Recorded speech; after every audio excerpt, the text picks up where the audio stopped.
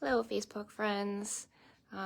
Still getting used to going live. Not super comfortable with videos, but so I want to make sure I introduce myself first because I always forget. I am Valerie. I am the founder of this group, and I am the lead specialist at Your Simply Organized Home. And I'm here today to give you a challenge for the week. You'll have to listen to the end to understand what the challenge is. First, I'd like to talk to you about organization styles. You may find in your home, especially if you have a full family, we're a family of 6, or even a roommate or a partner or a spouse, somebody else you live with. If you do not live alone, you may be challenged with different organization styles in your home, which makes it challenging to stay on top of and maintain an organized space. So some people are more visual people and they need to be able to see their items.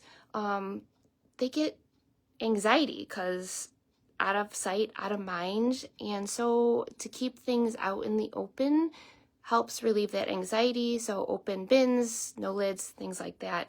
On the flip side, others need to have their stuff hidden away in drawers, closed cabinets, gives them anxiety to have things out on the counter. And then there's also people who work better with a large bin to just throw everything in. Other people need more detailed organization. You open up a drawer and there's compartments, there's 20 compartments in one drawer to organize their things individually. So that in a nutshell is the big picture organization styles. And you can see how conflicting from one extreme to the other those styles can be within a home. And it's a spectrum, right? So it can go from super detailed to one giant bin for everything in your drop zone. It can go from everything has to be open and out to everything has to be closed and concealed. But so here's the challenge. With this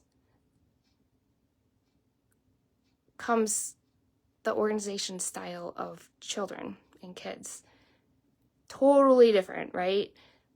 100% visual, has to be easy, has to be a drop in, has to be out in the open. And every person who has children can probably look in their kid's room right now and see this, right?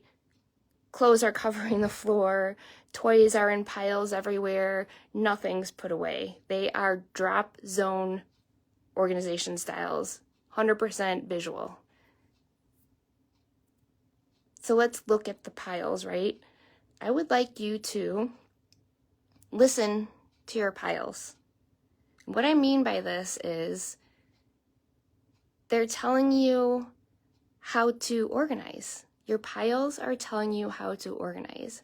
And I'm going to give you a quick example of that. We are right now in my daughter's room. A lot of you know that we are a special needs family. My oldest has Down syndrome and autism. She's now 19, but quite obviously is not a typical 19-year-old who you can walk in the room and say, clean it up, put everything away. And for the most part, they'll do it, right? And they know what to do, where to put things. She is not that person. She sees no reason why things can't be all over the floor, no reason why things can't be all over the place, does not know why we can't just have all of our clean clothes sitting in a laundry basket together. These things just, you can't spark importance to her. One great thing is she is independent in a lot of things like getting herself dressed. It's so awesome. However, every time she pulls a shirt out of the closet, the hanger drops straight to the floor. So by the end of the week, this is what it looks like. If I can find the flip, where's the flip? Oh, there it is. There it is. And guess what? I can't even hide it, right? So here's the pile that I am listening to right now. In my simple solution, what I have shown her to do is instead of just dropping it on the floor right here, all she has to do is drop it back there in the bin. Then when I'm ready to do laundry, I pull the bin out and I have all the hangers right there with me, ready to get my chore done. So that's what I mean by listening to your piles.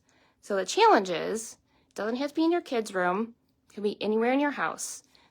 Kitchen counter, the nightstand by your bed, maybe you have your chapstick and your water and your jewelry all out on your nightstand.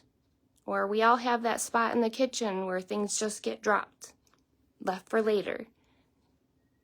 Find a container that's obviously the appropriate size, appropriate organizational style for you.